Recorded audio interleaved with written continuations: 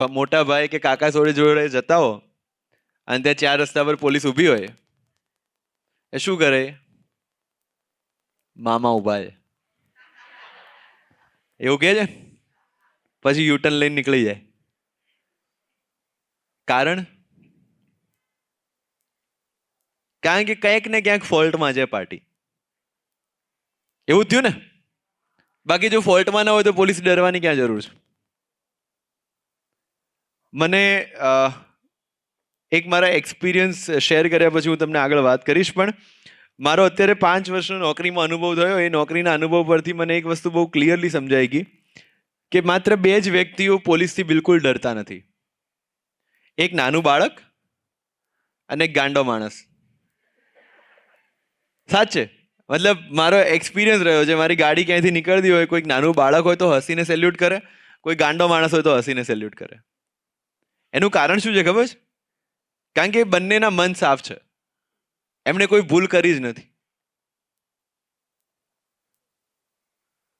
તમે બી જોજો, તમે જ્યારે આજુબાજુના બાળકોને પણ જોજો, એ 5 વર્ષ 6 વર્ષ 7 વર્ષના હોય ત્યાર સુધી એમને પોલીસથી બહુ મજા આવે, પણ જેમ જેમ આપણે મોટા થતા જઈએ એમ એમ ડર લાગતો જાય. કારણ કે ક્યાંક ને ક્યાંક આપણે અપરાધ ભાવથી પીડિત છે, ક્યાંક ને ક્યાંક આપણને એવું લાગે કે મેં કંઈક ખોટું કર્યું છે. એટલે આ પોલીસ પ્રત્યેનો જે અણગમો છે, અને એની પાછળ સૌથી વધારે જવાબદાર કોઈ હોય તો આપણી મૂવીઝ છે, કે જે 1950 થી લઈને અત્યાર સુધી એવી જ મૂવીઝ બનાવીને એમાં પોલીસનું એટલું વિલન કેરેક્ટર બતાવ્યું છે કે બધાને એવું જ લાગે છે કે પોલીસ આવી જોઈએ. ફોર્ચ્યુનેટલી હમણાં સિંઘમ ને સૂર્યવંશી ને બધું આવતું થયું છે, પણ એવું નથી હોતું. ગાડીઓ ઉડાડવીને કેટલા જવાબ લખાવવા પડે, પૂછજો તમારા ડીઆઈ ને, બરાબર ને? પણ કહેવાનો મતલબ કે પોલીસ જે છે એ પ્રજાનો મિત્ર છે, એ વસ્તુ તમારા દિમાગમાં અત્યારથી ક્લિયર થાય તો આજથી 10 વર્ષ પછી તમે જ્યારે રિયલ વર્લ્ડમાં એન્ટર કરો છો ને એ વખતે કોઈ કાયદાકીય પ્રશ્નમાં ફસાઈ ગયા તો તમને એક કોન્ફિડન્સ હશે કે હું જઈને પોલીસને એપ્રોચ કરી શકું છું. બરાબર છે? સેકન્ડ થિંગ, તમારો જે ઇન્ડોરનો સિલેબસ ડિઝાઇન કરવામાં આવ્યો છે, જે તમારા સીપીઓ દ્વારા કરવામાં આવે છે, એની અંદર જે ચેપ્ટર્સ લેવામાં આવ્યા છે, નેતૃત્વ છે, ડી એડિક્શન છે, ડિસિઝન મેકિંગ છે, એની સાથે જે એક્સ્ટ્રા પ્રવૃત્તિઓ છે કે તમારા વિસ્તારના જે જાણીતા માણસો હોય તમારી સાથે આવીને વાત કરે, ચર્ચા કરે, આ બધાનો હેતુ એટલો જ છે કે લાઈફના મલ્ટિપલ ડાયમેન્શન્સ જે છે તમારી સામે ખુલ્લા થાય. આ એવી એજ છે, હું મારી સ્ટોરી કરીશ ત્યારે તમને કહીશ, આ એવી એજ છે કે જેમાં જેટલી ઓપોર્ચ્યુનિટીઝ તમને મળે એટલી તમારે એક્સપ્લોર કરવાની છે. તમારામાંથી કેટલા મારાથી પરિચિત છે? વિડીયોઝ જોયા હોય એવા? ઓલમોસ્ટ ઓલ ડન છે. હું 7મા ધોરણમાં હતો, કાણોદર પ્રાથમિક શાળા નંબર 2 સરકારી શાળાની અંદર ભણતો હતો. એ વખતે અમારી સ્કૂલમાં એનએસએસ ચાલતું હતું, નેશનલ સ્કાઉટ સર્વિસ, રાઈટ? હા, એનએસએસમાં મારે જોઈન થવું હતું. ઓનલી રીઝન વોઝ કે એમાં યુનિફોર્મ પહેરવા મળે, પેલો ગ્રે શર્ટ ને બ્લુ પેન્ટ વાળો, જોયો છે બધે? મારું સિલેક્શન નહોતું થયું અને એ દિવસે હું બહુ રડેલો આવીને. મતલબ ક્લાસનો સૌથી હોશિયાર નંબર 1 હંમેશા આવે અને સ્કાઉટમાં સિલેક્શન ના થયું. યુનિફોર્મ પહેરવા માટે જ મારે એમાં જવું હતું, પણ એ દિવસે ના થયું. પછી મેં એવું કર્યું કે મેં પરમનન્ટ યુનિફોર્મ લઈ લીધો. પણ અત્યારે જે તમને આ યુનિફોર્મ પહેરવા મળ્યો છે, so this is an opportunity. તમારી સ્કૂલમાં 800 વિદ્યાર્થીઓ છે, એમાંથી માત્ર 88 ને આ પહેરવા મળશે. જેનો બાકી છે એનું ઇન પ્રોસેસ છે, આવી જશે. Once again I M telling you, બરાબર છે? બટ આ જે રિસ્પોન્સિબિલિટી છે, જેમ એમણે કૃણાલે કીધું કે ઇટ્સ નોટ એન યુનિફોર્મ, આ માત્ર ઓપોર્ચ્યુનિટી નથી, આ એક જવાબદારી છે. તો આ એસપીસીની અંદર રહીને આપણે શું કરવાનું છે અને તમારાથી શું એક્સપેક્ટેડ છે? એક્સપેક્ટેડ માત્ર એટલું છે કે તમને ઇન્ડોર ક્લાસીસમાં અને આઉટડોર ક્લાસીસમાં જે શીખવાડવામાં આવે છે એ શીખીને તમે એક એવું એક્ઝામ્પલ રજૂ કરો સમાજની સામે, લોકોની સામે, કે બીજા બાળકો જે તમારી સાથે છે પણ એસપીસીનો ભાગ નથી બન્યા, એ લોકો પણ મોટિવેટ થાય કે અમારે પણ આ રીતની લાઈફસ્ટાઈલ, આ રીતનું વર્તન, આ રીતનો વ્યવહાર શીખવો છે. તમને જે પરેડ કરાવવામાં આવે છે, જે ડીઆઈ દ્વારા આઉટડોર એક્ટિવિટીઝ કરવામાં આવે છે, એનો માત્ર હેતુ એટલો છે કે એક ડિસિપ્લિન જે છે એ તમારી અંદર ઇન્કલ્કેટ કરી શકાય. એની સાથે સાથે જે ઇન્ડોરના ક્લાસીસ છે એમાં વેલ્યુ સિસ્ટમ પર ફોકસ છે. શું કરવું જોઈએ અને શું કરવું ન જોઈએ. તો આટલી વસ્તુઓ છે. આ કોઈ એક્ઝામનો સિલેબસ નથી, કોઈ લેક્ચર્સ ઓરિએન્ટેડ વસ્તુ નથી, પણ આ એટલા માટે તમને કહેવામાં આવે છે કે બાય ચાન્સ આમાંથી 10 વિદ્યાર્થીઓને પણ આ વસ્તુ સમજાઈ જાય તો એમનું ભવિષ્યની દિશા જે છે એ ફંટાઈ જશે. મેં એવા નંબર ઓફ એક્ઝામ્પલ્સ જોયા છે કે જે આ 8મા અને 9મા ધોરણમાં આવ્યા પછી, જે શરૂઆતમાં 5, 6, 7 ધોરણમાં ખૂબ હોશિયાર છોકરા હોય, પણ અહીંયા આવ્યા પછી એમની દિશાઓ બદલાઈ જાય છે. એનું કારણ હું તમને આપું છું. એનું કારણ એ છે, નીચે આવી જાઉં. એનું કારણ એ છે કે અત્યારે તમે જે એજમાં છો ત્યાં હવે તમને ફેમિલીથી વધારે હવે તમને તમારા મિત્રો ગમતા હશે. યસ ઓર નો? એનું કારણ એ છે કે જે વાતો તમે તમારા પેરેન્ટ સાથે ખુલીને નથી કરી શકતા એ તમે તમારા મિત્રો સાથે કરી શકો છો. યસ ઓર નો? એનું કારણ એ છે કે તમને ફેમિલી સાથે વાત કરતા શરમ આવે છે, કારણ કે આપણા ઘરની અંદર એવો માહોલ નથી કે અમુક વાતો આપણે ખુલીને કરી શકીએ. કોઈ કે માવો ખાવાની ઓફર કરી હોય કે તમાકુ ખાવાની ઓફર કરી હોય અને કદાચ એવું વિચારીએ કે હું પપ્પાને જઈને પૂછું,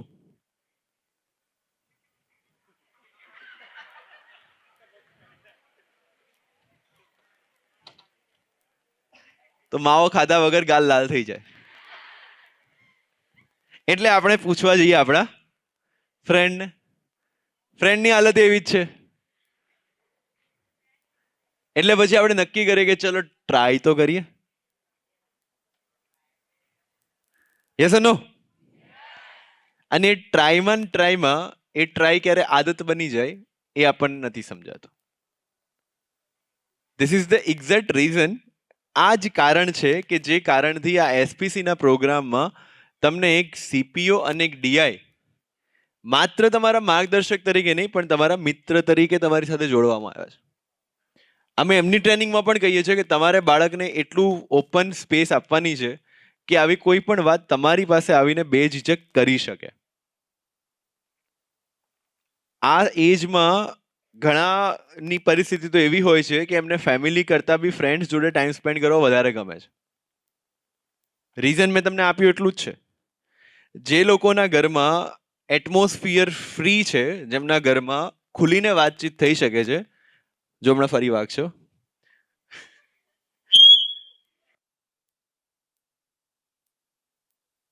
ખુલીને વાતચીત થઈ શકે છે, મમ્મી પપ્પા સાથે આરામથી સંવાદ કરી શકાય છે, એ લોકોની એવી કમ્પલ્શન નહીં હોય કે મારે મારા મિત્રો જોડે જઈને જ વાત કરવી છે.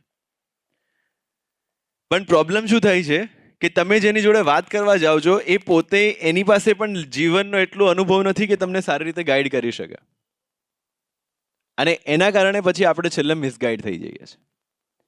એટલે my humble request to all of you કે લાઈફના રિલેટેડ એવા કોઈ પણ પ્રશ્નો હોય જે તમને લાગતું હોય કે મારે ચર્ચા કરવી જરૂરી છે, તો તમે બિંદાસ તમારા સીપીઓ અને ડીઆઈ જોડે ચર્ચા કરી શકો છો. લાઈફનો એક સિમ્પલ નિયમ યાદ રાખજો, માર્ગદર્શન લેવા માટે હંમેશા એવા વ્યક્તિ પાસે જવું કે જેણે તમારા કરતાં વધારે જિંદગી જોઈ હોય. બરાબર છે? પણ એમાંય 2 પ્રકારના માણસો છે. તમારા મોહલ્લામાં ફરતા છે અમુક લાંબા વાળવાળા, મોટી ચેન વાળા, હા, ધૂમ બાઇક, કાળા કાચવાળી ગાડી, હશે ને એવા? એ હું તમને આજે ગેરંટી આપીને કહું છું કે આજથી 5 વર્ષ પછી કોઈક લારી કરીને ઊભા છે, કાં તો ક્યાંક મજૂરીએ જતા હશે. એટલે આપણે એવા વ્યક્તિ જોડે માર્ગદર્શન લેવા જવું છે કે આપણને જે પ્રોવાઈડ કર્યા છે આપણા સીપીઓ અને ડીઆઈ, એમની પાસે માર્ગદર્શન લેવું છે.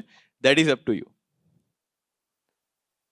આ એજમાં તમે જે રોલ મોડલ બનાવશો ને એ તમને ઘણો ખરું તમારી લાઈફને ઇમ્પેક્ટ કરશે. Second thing,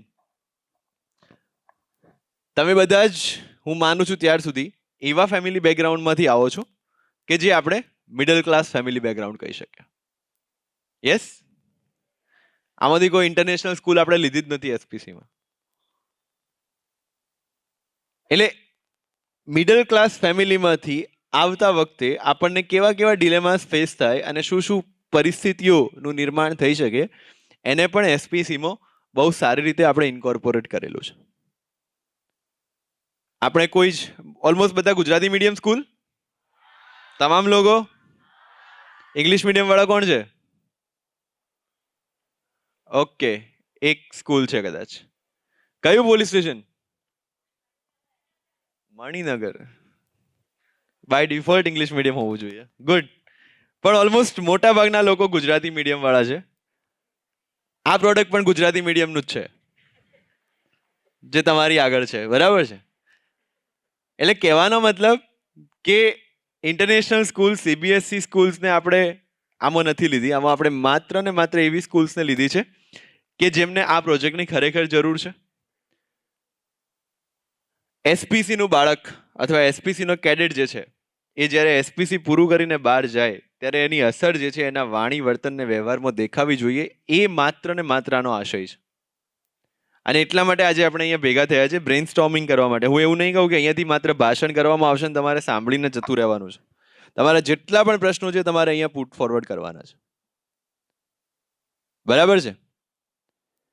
now coming to the main topic જે એમણે મને બોલવાનું કીધું છે, લીડરશિપ. લીડરશિપ પર ઓલરેડી તમારા લેક્ચર્સ થઈ ચૂક્યા હશે. નેતૃત્વ શક્તિ, હા, એ બધી જ વસ્તુ આપણે સાઈડમાં મૂકીએ.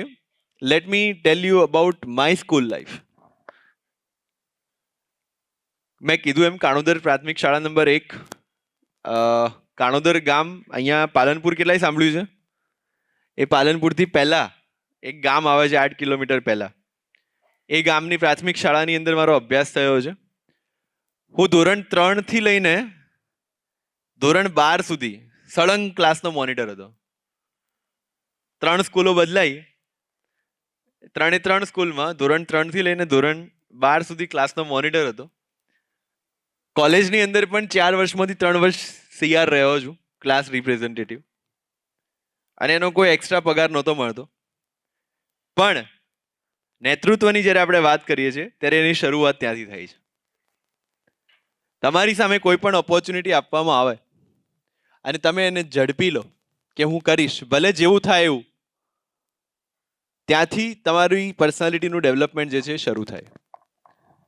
મિત્રો, આમાંથી બેઠેલો દરેક વિદ્યાર્થી વસ્તુ અગ્રી કરશે કે આપણે કોઈ અંબાણી કે અદાણીના ઘરમાં પેદા થયા નથી. પણ મારી ફેવરેટ લાઈન કે હું અગર ગરીબ કે મધ્યમ વર્ગમાં પેદા થઉં છું તો એ મારા હાથની વાત નથી, પણ અગર હું ગરીબ કે મધ્યમ વર્ગમાં મરું છું તો એમાં વાંક મારો છે.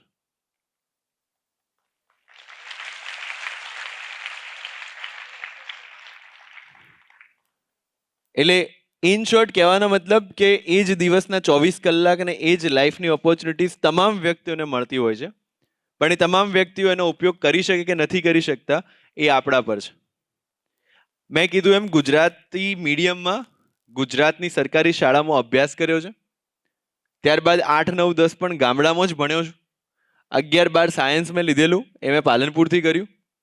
અને ત્યારબાદ કોલેજ એસવીએનઆઈટી સુરતમાં બીટેક કર્યું છે ઇલેક્ટ્રોનિક્સ એન્ડ કમ્યુનિકેશન એન્જિનિયરિંગ સાથે. અને ત્યારબાદ યુપીએસસીની એક્ઝામ આપી અને અત્યારે તમારી સામે છું. પણ જ્યારે 5મા ધોરણમાં હતો અને આવી રીતે સ્કૂલનો એક કાર્યક્રમ હતો અને સ્કૂલના કાર્યક્રમમાં એક કલેક્ટરશ્રીને આવતા જોયા. સરકારી ગાડી, ગનમેન, દરવાજો ખોલ્યો, સાહેબ ઉતર્યા, ગાડી યુટર્ન લઈને પાછી જવાની દિશામાં ઊભી રહી ગઈ.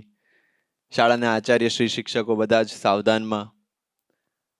એટલે જે આચાર્ય અને શિક્ષકને આપણે જોયા હોઈએ અને એ લોકો બધા સાવધાનમાં ઊભા રહી જાય એટલે આઈ વોઝ સરપ્રાઇઝ 5મા ધોરણના વિદ્યાર્થી તરીકે આ તે કયું પ્રાણી કે આવ્યા એટલે બધો માહોલ ચેન્જ થઈ ગયો એમ.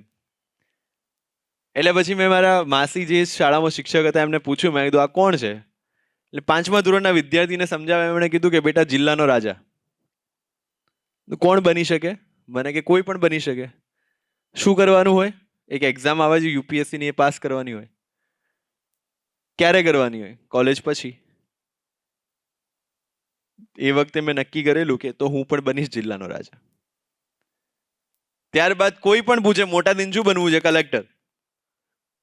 કલેક્ટરનો સી બી ખબર નહોતી મને, પણ એક સપનું બની ગયું કે કલેક્ટર.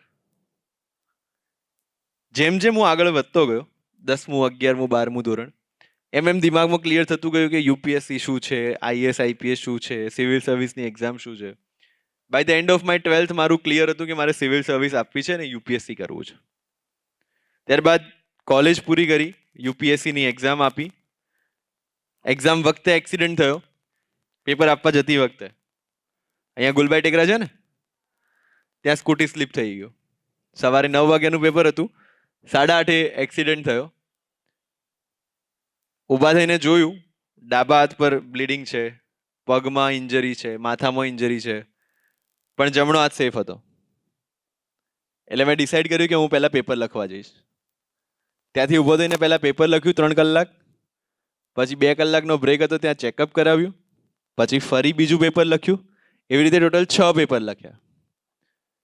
ત્યારબાદ ફાઇનલ ચેકઅપ કરાવ્યું તો ડોક્ટરે કીધું કે 1.5 મહિનાનો ખાટલો છે.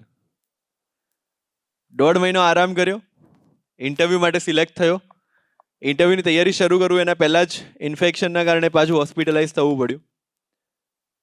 16મી ફેબ્રુઆરી આસપાસ હોસ્પિટલાઇઝ થયેલો અને 16મી માર્ચ આસપાસ ડિસ્ચાર્જ થયો. વચ્ચે 3 વાર ઇન્ફેક્શનના અલગ અલગ અટેક થયેલા. 16મી માર્ચે ડિસ્ચાર્જ થયો, 23મી માર્ચે મારો ઇન્ટરવ્યૂ હતો, 7 દિવસ પછી. સ્ટીલ આઈ ડિસાઇડેડ કે હું ઇન્ટરવ્યૂ આપીશ. ગુજરાતી મીડિયમમાં ભણ્યો હોવા છતાં મેં ડિસાઇડ કરેલું કે હું ઇન્ટરવ્યૂ તો ઇંગ્લિશમાં જ આપીશ. અને ઇન્ટરવ્યૂ ઇંગ્લિશમાં આપ્યો અને આખા ઇન્ડિયામાં 2nd હાઈએસ્ટ માર્ક્સ પણ એમાં આવ્યા. મારા મમ્મી 12 પાસ છે, પપ્પા 11 પાસ છે, અને 7 પેઢી સુધી કોઈ સરકારી નોકરીનો ઇતિહાસ નથી. But still I decided. Problems આવ્યા, I faced it and I did it, અને right now I am in front of you. કહેવાનો મતલબ એ છે કે અત્યારે તમે જે પરિસ્થિતિમાં છો, એ પરિસ્થિતિમાં તમને એવું લાગશે મારી પાસે આ નથી, પેલું નથી, આવું હોવું જોઈતું હતું, આમ જવું જોઈતું હતું, પેલાની પાસે આ કંપનીનો મોબાઈલ છે, મારી પાસે આ કંપની છે, વગેરે વગેરે. બટ જે કંઈ પણ છે એમાંથી બેસ્ટ હું શું કરી શકું છું, that should be your attitude in your life. તમને જ્યારે પણ ભણતા કંટાળો આવે, મહેનત કરતા કંટાળો આવે, ત્યારે મારી એક સિન્સિયર રિક્વેસ્ટ છે કે તમે ઘરની બહાર નીકળો, નજીકના કોઈ 4 રસ્તા પર જાઓ અને ત્યાં ભીખ માંગતા જે બાળકો છે એમને મળો, અને પછી જુઓ કે તમારી પાસે કેટલું વધારે છે એના કરતા. યસ ઓર નો? તો પેલી જે ઘરમાં ખોટી ડિમાન્ડ્સ કરવાનું ચલણ છે ને, એ બંધ થઈ જશે. હું જ્યારે ટ્યુશન જતો ચાલીને, ત્યારે મારા ફ્રેન્ડ સ્કૂટી લઈને આવતા અથવા સાયકલ લઈને આવતા. મારી પાસે 9મા ધોરણ પછી જ્યારે સાયકલ આવી ત્યારે એમની પાસે બધા સ્કૂટીઝ હતી. બટ આઈ નેવર ડિમાન્ડેડ કે મારે આ વસ્તુ જોઈએ છે. મને ખબર હતી કે ઘરની પરિસ્થિતિ શું છે. એટલે તમારા માટે પણ વેલ્યુએબલ લેસન મારે જે આપવો છે એ છે કે પરિસ્થિતિ ગમે તે હોય, મારી પાસે શું નથી એના કરતાં મારી પાસે શું છે એના ઉપર જો આપણને ફોકસ કરતા આવડી જાય તો લાઈફ જે છે એ બહુ વધારે ઇઝી અને હેલ્પફુલ રહેશે. એવું થશે? લગભગ 70% ટાઈમ આપણા પેરેન્ટ્સ સાથેના ઝઘડાનું મૂળ રીઝન આપણી ડિમાન્ડ અને એમની ના હોય. યસ ઓર નો? અહીંયા ફરવા જવું છે, આ ફ્રેન્ડની પાર્ટીમાં જવું છે, આ સ્કૂટી જોઈએ છે, આ મોબાઈલ જોઈએ છે, વગેરે વગેરે. બટ મારું ખાલી કહેવું એટલું જ છે કે તમારી પાસે રિસોર્સિસ નથી તો તમારા ફ્રેન્ડ્સના રિસોર્સિસ વાપરો.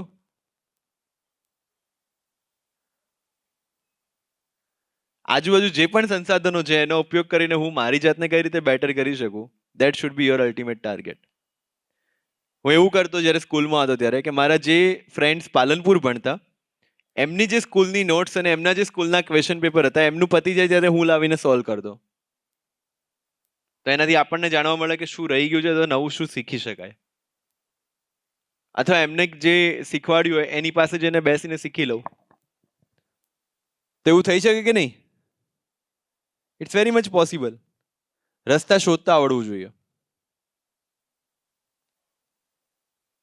અત્યારે તમે જે સ્ટેજ પર છો, my sincere request, within a week or 2, કદાચ લક્ષ્ય નિર્ધારણ પણ એક ચેપ્ટર છે એસપીસીમાં. તમારે લાઈફમાં ક્યાં પહોંચવું છે, શું કરવું છે, એ ટાર્ગેટ તમારો અત્યારથી નક્કી હોવો જોઈએ. કેટલા વિદ્યાર્થીઓ એવા છે આમાંથી કે જેમણે નક્કી કરી રાખ્યું છે કે એમને શું કરવું છે? Good, almost 70%. આ 70% માંથી એવા કેટલા છે કે જેમણે પોતાનો ટાર્ગેટ જે છે એ કીધો અને સામેવાળા હસ્યા હોય? 20%. તો બાકીના જે 50% છે એમને એમનો લક્ષ્ય હજુ થોડો મોટો કરવાની જરૂર છે. જ્યારે પણ આપણે એવું કહીએ કે મારે આ બનવું છે, ત્યારે 100% સામેવાળા હસવું જોઈએ, તો જ સમજી લેવાનું કે તમારો ટાર્ગેટ પ્રોપર છે. સમજાય છે શું કહેવા માંગુ છું? કોઈક દીકરી અહીંયાથી એવું કહે કે મારે એરોનોટિકલ પાયલટ બનવું છે એના ઘરમાં, તો સામેવાળા હસવા જોઈએ. બે રીતે, કાં તો એમને ખબર ના પડી હોય એરોનોટિકલ પાયલટ શું છે, કાં તો એવું કહેવા જોઈએ કે યાર આ આપણું કામ નથી, આપણે લગ્ન કરીને પતિદેવની સેવા કરવાની છે. યા કોઈ દીકરી એવું કહે કે મારે આર્મીમાં મેજર બનવું છે, કેપ્ટન બનવું છે, અથવા આઈપીએસ ઓફિસર બનવું છે, ત્યારે આજુબાજુની જે કાકી માસી ફઈઓ હોય એ બધા હસવા જોઈએ. એડેડ એવું ના થાય. આવો રિસ્પોન્સ આવે તો જ સમજી લેવાનું કે તમારો ટાર્ગેટ મસ્ત છે. કારણ કે મારી ફેવરેટ ગમતી લાઈન છે, જબ જબ જગ કિસી પર હસા હૈ તબ તબ ઉસને ઇતિહાસ રચા હૈ. એટલે ગામડાના વિદ્યાર્થી તરીકે હું જ્યારે કહું કે મારે યુપીએસસી કરવું છે અને મારે આઈએએસ કે આઈપીએસ બનવું છે, ત્યારે લોકો હસતા કે આપણા કામની વાત નથી. લોકોના 5-5, 7-7 વર્ષ નીકળી જાય છે એની અંદર, છતાં યુપીએસસી ક્લિયર નથી થતી. તમારે યુપીએસસી કરવું છે, એના કરતાં સારી એક નોકરી લઈને ઘરમાં કમાવા માંડો એટલે પપ્પાને હેલ્પ થાય. આવું કહેવાવાળા ઘણા બધા હતા. પણ જ્યારે યુપીએસસી ક્લિયર થઈ ગઈ પહેલા જ અટેમ્પમાં, ત્યારે એ લોકો જ આવીને એવું કહેવાવાળા બી હતા કે અમને તો ખબર જ હતી કે તું કરીશ.